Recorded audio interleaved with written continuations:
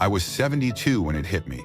The phone stopped ringing. No more weekend calls. No more, "Hey, let's grab lunch." At first I thought people were just busy. Then birthdays passed. Holidays came and went. Silence. I wasn't lonely, not exactly, but something felt missing. That little ache you don't talk about. The kind that comes from being forgotten. And let me tell you, losing friends after 60, it hurts. But here's the thing. Maybe, just maybe, it's not the end. Maybe it's an invitation to something different. Something deeper. In this episode of Elderly Reflections, I want to share with you how we, seniors, people with decades of wisdom, can cope with grace. Not by chasing the past, but by embracing this new season with strength, dignity, and a little peace in our hearts. Now, before we begin, if you're someone who values elderly wisdom, senior health, or just good stories from people who've lived a full life, go ahead and subscribe and turn on that bell so you don't miss what's coming next. First, we lose shared history. When you've known someone for 40 years, you don't just remember birthdays and holidays. You remember who you were before your hair turned gray. You remember who they were too. Losing that friend feels like losing a mirror to your own past. My friend Paul and I used to walk every Sunday morning.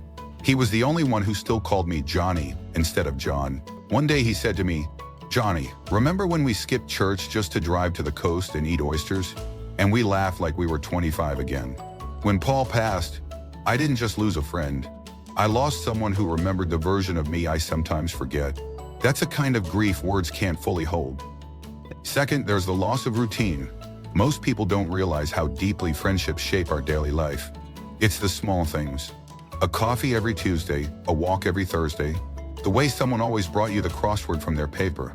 When my neighbor Lucy moved into assisted living, we stopped having our afternoon tea chats on the porch. I kept putting out 2 cups for weeks. One day I looked at the second cup and said to myself, "She's not coming back, John." That empty chair made the house quieter than ever. You see, routine gives rhythm to our days, and when it breaks, everything feels offbeat. Third, losing friends can feel like losing relevance. When people stop calling, stop inviting you, you start to wonder, do I still matter? Am I still part of something? My friend Robert once told me after missing his weekly poker night, they didn't even notice I wasn't there. Not one call. He chuckled when he said it, but there was sadness under the laugh. "Maybe I'm just background noise now," he whispered. And I'll never forget that. Because every one of us needs to feel seen, to feel like we still belong. And when that disappears, we begin questioning our place in the world. Fourth, aging makes it harder to replace what's lost. When you're young, new friendships come naturally. A job, a class, a neighbor's party. There's always a doorway. But after 60, those doorways get fewer. My friend Clara lost her best friend to cancer. Afterwards, she tried joining a book club, going to church socials, but nothing felt the same. She told me it's like trying to plant flowers in winter. The soil's hard, and nothing seems to take root. And she was right. Making new connections at this age requires more patience, more courage, and sometimes more heartbreak. And finally, there's the quiet fear that comes with outliving people you love. It's not just about missing them. It's about realizing you're standing in the thinning crowd. My old army buddy Earl used to say, "We were a squad of 10. Now it's just me." He said it with pride, but also a little tremble in his voice. It's a strange thing, John, being the last man standing. That kind of solitude is sacred, and also heavy. It forces you to carry the stories of those who can no longer tell them. So yes, losing friends after 60 hurts. Not because we're weak, but because those friendships were our roots. They kept us steady, helped us remember who we are, and gave our days meaning. And when they're gone, we're left replanting ourselves in different soil, hoping something new might still grow. You see, nobody teaches us how to handle the slow drifting apart that happens after 60. They teach us how to save money, how to eat less salt, but not how to hold your heart together when someone you've known half your life stops calling. It doesn't always come from death. Sometimes it just disappears quietly, and it leaves behind more than silence. It changes how we see ourselves, how we walk through the world, and what we believe we still deserve. The first change I want to talk about is the feeling of being invisible. Now, I don't mean like someone forgot your name at the store. I mean when people stop asking about your day, when no one checks if you made it home from the hospital. That kind of invisibility, it sneaks in, mild at first, like background noise, then louder over time. My friend George, 82, still sharp as a tack, told me this one day at lunch. "I used to be someone people called for advice, John. Now I think they forget I still have opinions." Then he gave a half smile and looked down. "Or maybe they think I won't be here long enough for it to matter." That one hit me hard. Because that's the cruel part. When friendship fades, sometimes we start to fade too. Next comes the grief no one recognizes. And I want to pause here because this one, it's personal. My friend Harold, he and I went fishing every spring for 30 years. Passed away 3 years ago. Quiet heart failure in his sleep. Now here's the thing, no funeral. His son kept it small. Didn't even call me. I found out 2 weeks later from another neighbor. And I sat on my porch that night, holding a photo of the two of us, holding trout from '97. I cried. Not just for Harold, but because I never got to say goodbye. And no one told me it was okay to grieve like that. Because it wasn't a spouse, wasn't a brother, but it was someone who knew the way I took my coffee and the stories I never had to explain twice. That kind of loss deserves mourning too. Then there's the self-blame, and this one's dangerous because it's quiet. It's the voice that says, maybe you didn't try hard enough. Maybe you let that friendship go. I remember Lillian, a widow in her late 70s, told me after her friend Carla stopped calling, I think I overwhelmed her after my husband died. I talked too much. I was too sad. I looked her straight in the eyes and said, Lillian, she was your best friend. If grief is too much for a best friend to handle, that's not your failure. But I could still see the doubt behind her smile. That's the thing about self-blame. It lingers, even when it's not true. Another thing that happens, and this surprised me, is anger. Honest, bitter anger. And not just at others, sometimes at life itself. Why does it take your favorite people away while you're still here? Why does everyone move on so fast? I sat next to Marcus at our community center last year. His best friend Walter had moved across the country to be closer to grandkids. Stopped writing, stopped calling. And Marcus said to me, I didn't expect to be angry at someone for being a good grandfather, but here I am. He paused. I gave that man my loyalty for 40 years. Now I'm a chapter he doesn't reread. That was such a raw thing to say, and so honest. Because sometimes anger isn't about betrayal. It's about feeling disposable. Now here's a hard truth. Sometimes it's not them, it's us. Not because we stop caring, but because we get tired. We pull away to protect ourselves. I did it. After losing 2 friends in 1 year, I stopped answering invitations. I told myself I was too tired, too busy. But the truth was, I didn't want to lose anyone else. I thought if I stayed home, I'd be safe from the pain. My daughter, bless her heart, called me out. She said, Dad, you're not avoiding people, you're avoiding grief. And she was right. Avoiding people didn't protect me, it just made the silence louder. And then there's shame. That quiet, creeping voice that says maybe if you were more interesting, more active, more something, they would have stayed. Let me tell you about Thomas. Retired contractor, built half the houses in our town. But after he had a mild stroke, his social life dried up. He said to me one day at the barbershop, guess I'm not much fun when I can't dance anymore.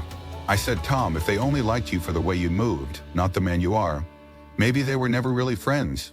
And he looked away, but I could see something shift in his shoulders. We all need to be reminded, our worth doesn't retire just because our pace slows down. Now let's talk about comparison. You look around and see others with their big family dinners, birthday parties with 20 grandkids, weekly brunches, and suddenly your own quiet calendar feels like failure. I've done it. I've looked at my neighbor's yard full of visitors and thought, what did I do wrong? But I had to remind myself closeness isn't always about numbers. It's about meaning. My friend Ruth, she's 84, lives alone, but she has one neighbor, Lisa, who brings her flowers every week. They talk for 30 minutes, laugh, pray together. Ruth once told me she's my whole village in one person.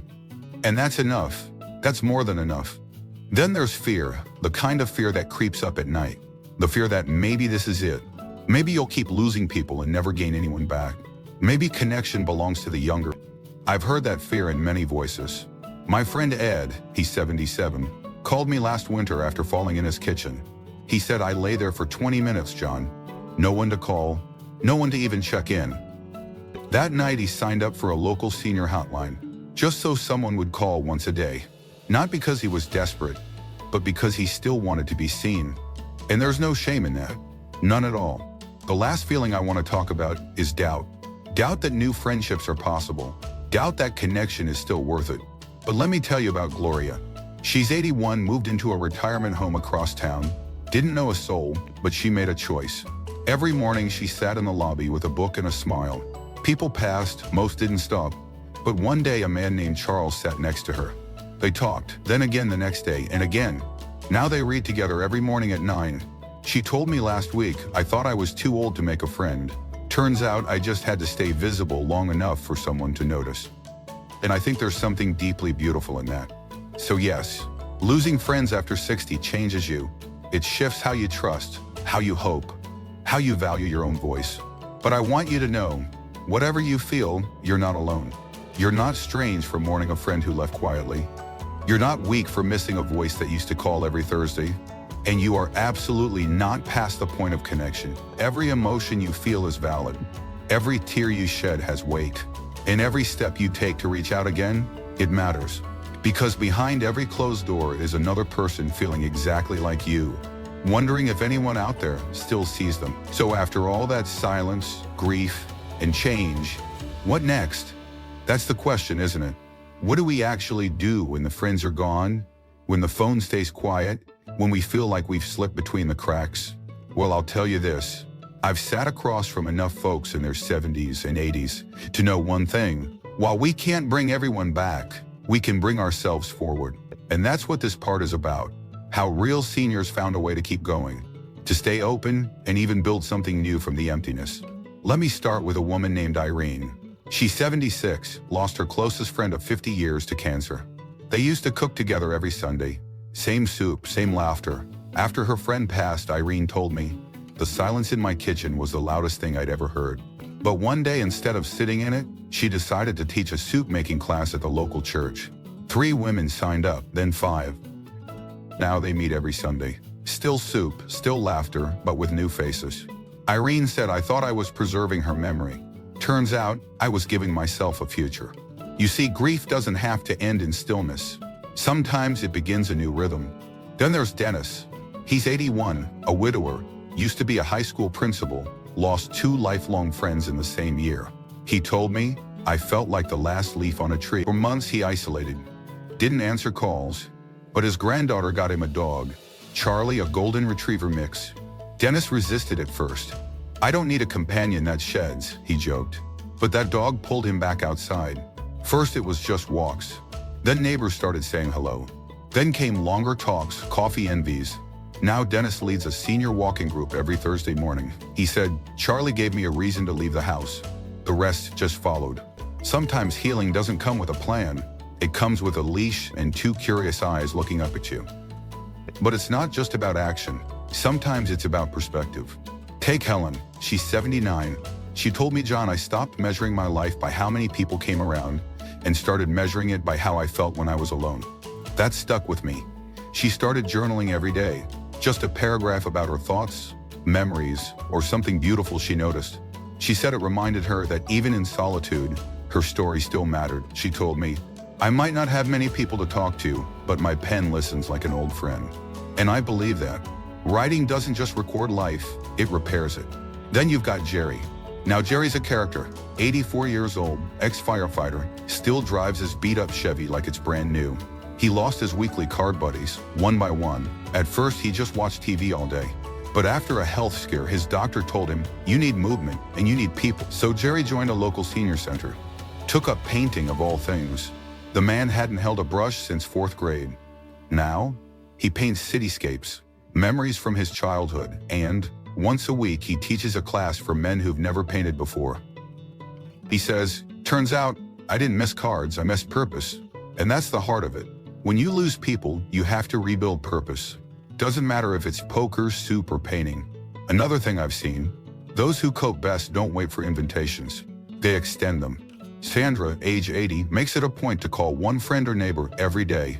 Not just family, anyone she's crossed paths with, an old coworker, someone from church, even her pharmacist. She said, I got tired of waiting for the world to come to me.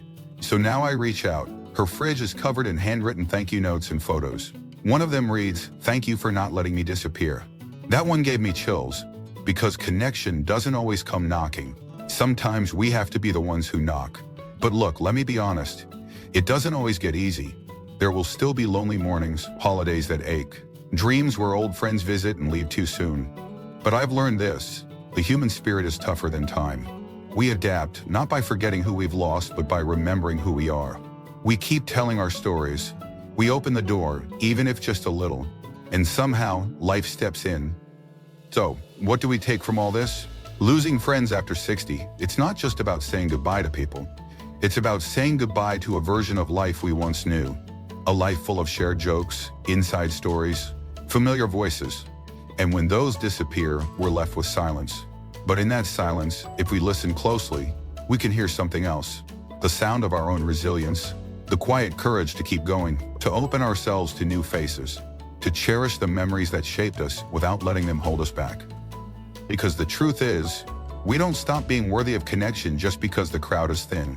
We don't lose our value just because a few phone numbers no longer work. We are still here, still wise, still capable of love, purpose, and companionship. And in our stillness, there is strength.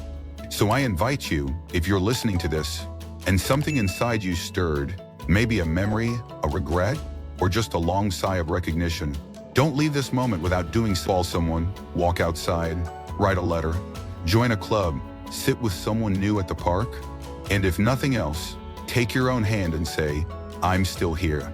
I still matter. And if this message resonated with you, give this video a like, leave me a comment, subscribe to Elderly Reflections, and let's keep this space honest, gentle, and strong for all of us walking this road after 60. And before you go, let me ask you something simple. Where are you watching from? I'd love to know. We may be spread out, but every story shared here brings us closer.